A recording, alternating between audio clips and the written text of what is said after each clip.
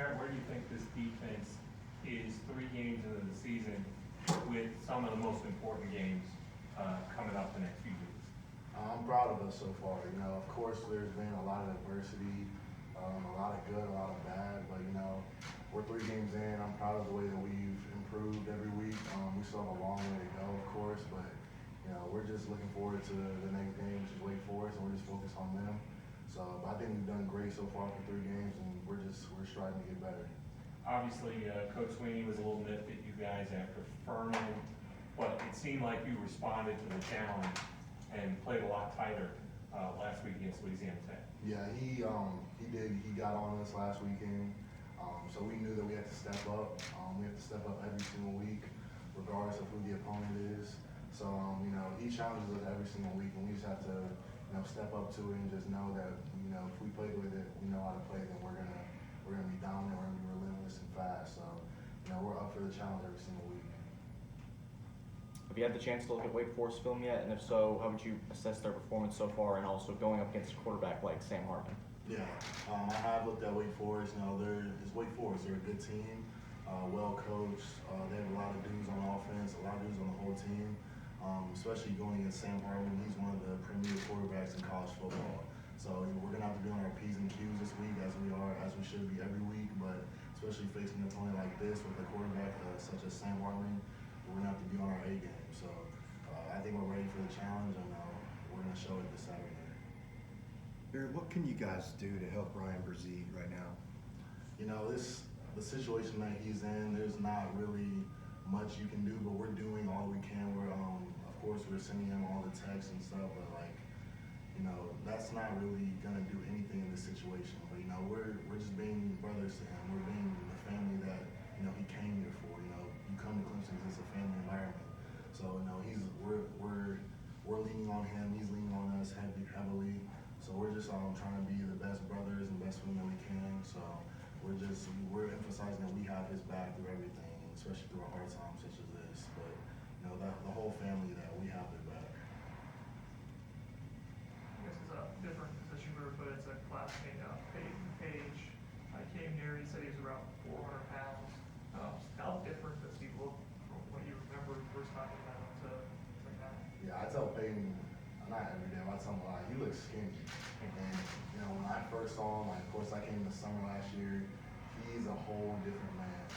And you know, however much he weighs now, he looks great for that. And I know that he's performing better, he's moving much better.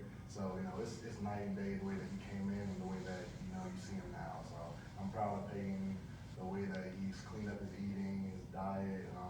He works so much harder now. He's just grown and matured as a man.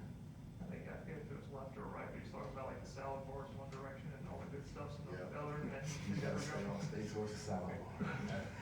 Don't worry about what they've made fresh. Just stay with the salad bar. Would you guys get on him about that? Like, if he eat the good stuff? I mean, I wouldn't personally. I know our nutritionist probably did, but you know, I'm sure they emphasize that a lot with him. But I think he's in a good spot right now. He can make his way towards back to the regular food. All right, that's got to say a lot about the dependability that you can count on this guy to help the team, because you know you all have the same goals. Oh yeah, definitely. You know, we're all relying on each other. We're all leaning on each other, and we all trust each other too. So yeah, definitely. When you have that factor within a team, it's gonna elevate us to the highest level. So definitely, you know, we all just trust each other, and we trust that we're all gonna do the right things. That's in all areas of life. That's nutrition, that's recovery, that's in the classroom, on the field, and so just all areas. Barrett, the first 3 games of the season, where would you say you've improved the most? Ooh.